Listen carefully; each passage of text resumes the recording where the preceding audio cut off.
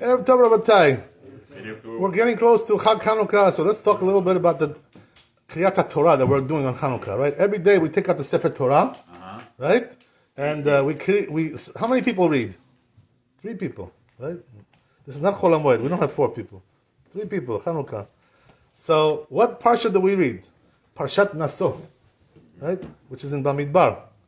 What part of the parsha do we read over there? They write the dedication of the Nesi'im, right? Where they brought the offerings. Every Nasi brought offering when they built the Mishkan. This is what we read on the Chanuka, because it's also, it was a dedication of the Mikdash after the Greeks defiled the Mishkan, the Bet HaMikdash. So therefore we read the Chanukat HaMizbeach, right? Which is in Parshat Naso. So how do we do it, right? First of all, the first day, right? The Kohen, when he goes up to read, we start reading the Birkat HaKohanim. This is where we start, right? Beginning of the parasha there. And then we go to the first Nasi, right? What he brought, the first Nasi. And how do we divide that? What we do is, we divide it like, the first day, we divide all that, Birkat HaKohanim and the Nasi, into 3 people. The first Nasi, Nasi number 1. On day number 2, what do?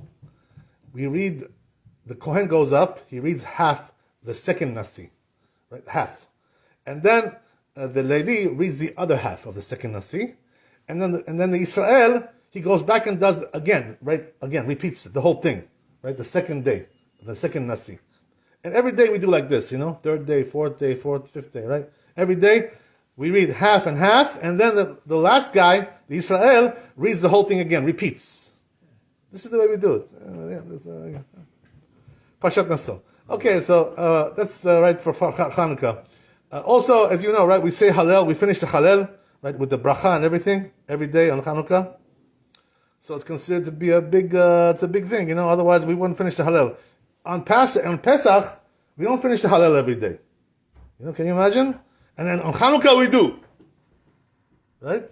So it's a big thing, it's a big nitzachon. It's a big nest that HaKadosh Baruch Hu made for us, that even on Chanukah it's even greater than Pesach, that we say Hallel every day. The full Hallel. Why don't we say on Pesach the full Hallel every day? Why not? Lama lo? Last Pasuk also? Yeah, everything, yeah. Melech Me'ula B'Tishbachot, the whole thing, right? So, why not on Pesach? Why don't we say every day the complete Hallel, Gomer Hallel? Why not?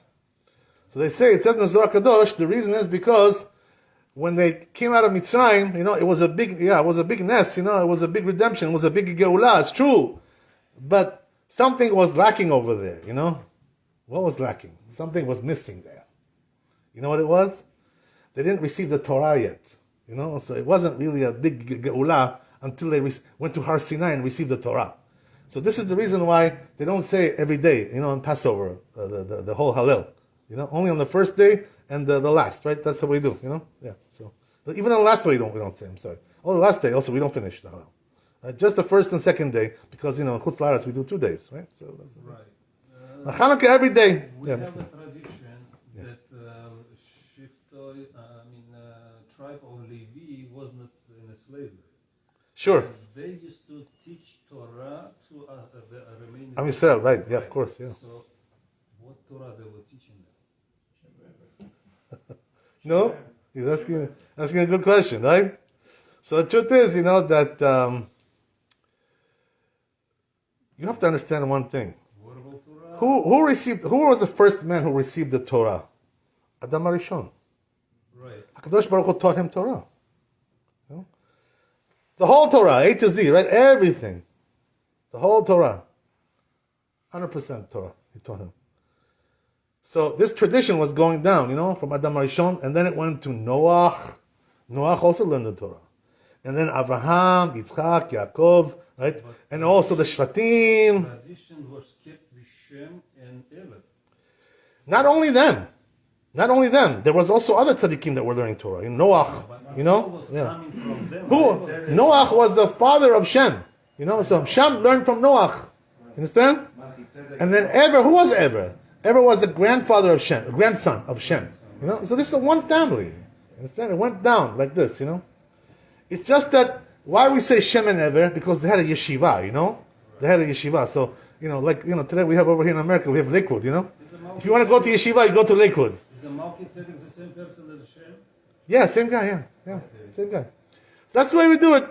So okay, I hope you understand. So let's talk a little bit about something else also, which I want to mention, which is, first, B'ezrat Hashem, everybody should have for his son, right, and for his children, chuppah very soon, B'ezrat Hashem, right? Whoever needs to have a chuppah for their children. People always asking me, Rabbi, bless me, should I chuppah for my son, chuppah for my, this, right? Chuppah for me, right? Also, not only for my son.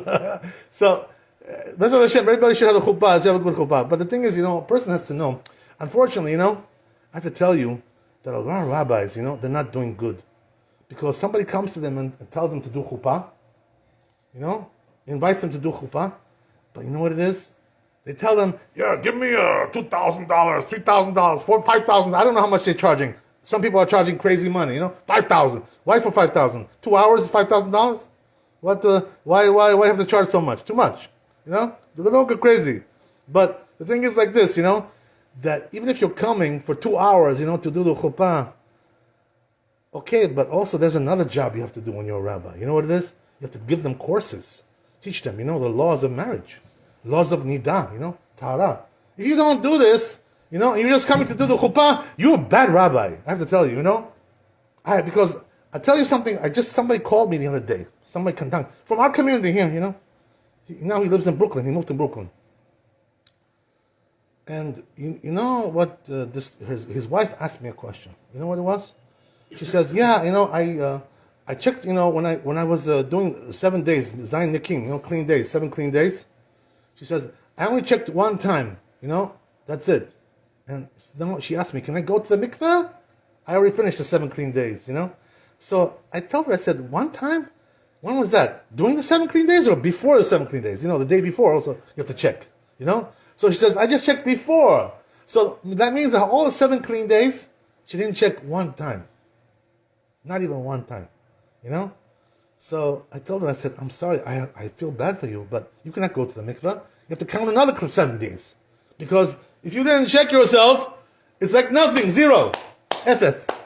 It's not good. So, I was wondering to myself, this is a religious family, Husband, Hatan is religious. You know him, by the way. I don't want to say his name. You know this Hatan. We all know him. And he's religious, and his wife is religious. So why don't they know this halakha? To check yourself every day, twice. 7 clean days. So I asked her, I said, excuse me, but who did your chuppah? I want to know which rabbi was this, So I can curse him, maybe, Put a curse on him, Who was this? So she told me a name.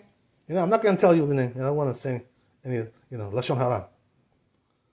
So I know who he is. We all know who he is. We know. I'm not going to say his name. But anyway, turns out, right, that he did a chuppah for them. Very nice. He got the money, nice, $2,000. But he didn't teach them nothing about nidah, nothing about marriage, zero. Taught them nothing. I told him, I said, this rabbi, shame on him. He didn't teach you nothing. He just took money and came there on the chuppah, said some brachot.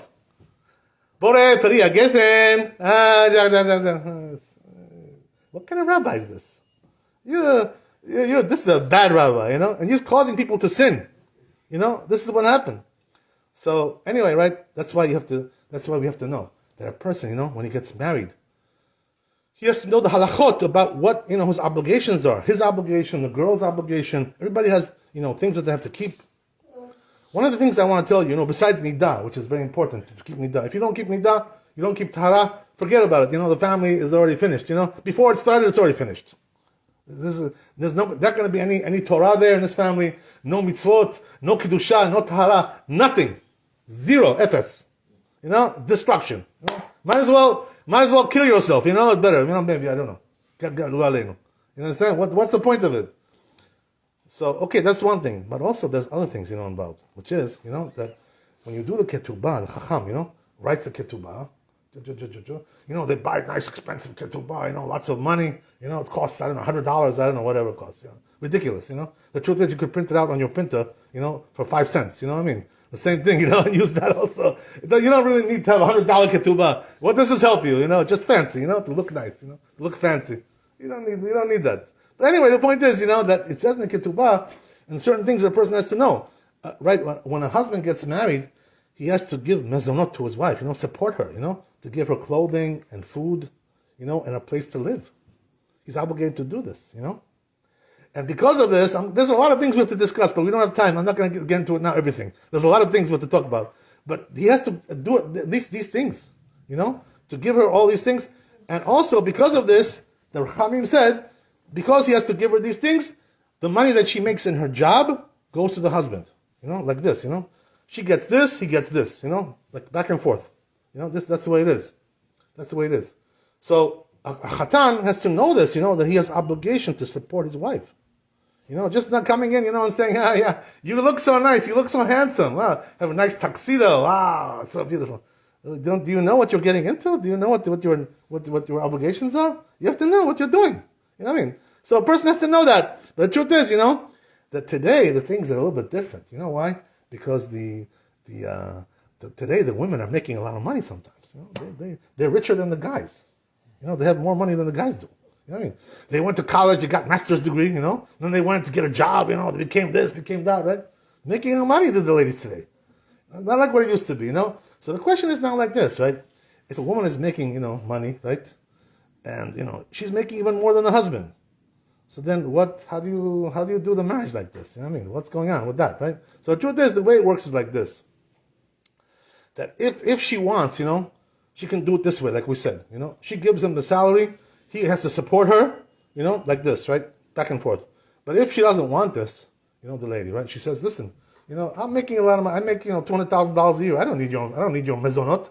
I have my own mezonot. I don't need mezonot from you. So she tells him like this. The girl can say this, in the marriage. She can say, I don't want your mezonot, and I'm not going to give you my salary. I'm going to keep it for myself. She can say that if she wants. But the thing is, if she says this, then she cannot go back anymore, right? That's it, Well, you cannot change your mind. Today I want, tomorrow I don't want, not like this, what I mean? Once you say you don't want, that's for all of life like this, that's it. You cannot go back anymore. That's the thing, So it's her choice, But can the husband say this to the wife? Can he say to the wife, you know what? I don't want your salary, but I'm not going to give you mezonot. Does he have the right to do that? No. You know why? The husband cannot do this. Because we're afraid this woman, is going to die of hunger, She's not going to have anything to eat. So because of this, sometimes the woman doesn't have a job. Especially in the old days, So the husband cannot do this. The thing is, if they do this before they get married, before the chuppah, he goes, the husband, and tells her, listen, you keep your money, I keep my money. You okay with this? Okay? If they say okay, it takes effect before the marriage. But during the marriage, you cannot do this. That's the thing, Another thing a person has to know, I'm not going to go too long. We have to do our beat. Another thing a person has to know, very important to understand, Sometimes, women don't like to hear this. Sometimes women ask me, they say, Rabbi, who's obligated to do the housework in the house? Washing dishes, laundry, things like cleaning the house, Is it the man or the woman? Or is it 50-50? What is it? How does that work, right? So the truth is, it's very clear in the halakha that the housework has to be done by the woman. Not by the man. So if the man wants to help her, as a chesed, whatever, he can do that if he wants. But he's not obligated to do that. He's not obligated. So the truth is, all the housework, the laundry, the dishes, the cleaning, all these things have to be done by the woman. That's her job, If you don't want it, don't get married. If you don't like it, don't get married. Why make a problem for yourself and your husband, The problem is like this, when nobody's cleaning the house, when nobody's taking care of the house becomes a jungle, balagan. Nobody can live like this, Balagan everywhere. You go here, it's balagan. Over here, balagan. Everywhere, balagan. A whole mess. The whole house is a mess, And the husband is like going crazy, This is no good. The husband, can force her, to do the housework because of this, So there's all kinds of halachot. So we have to know all these things, before we get into a marriage, what the obligations of the woman are, what the obligations of the man are. ברוך ה' לעולם אמן ואמן. רבי חנניה בן קדשומר, נעשה הקדוש ברוך הוא לזכור ישראל, לפיכך הכי בא להם תורה ומצוות שאינם בו חפש, למען צדקו יגדיל תורה וידיר.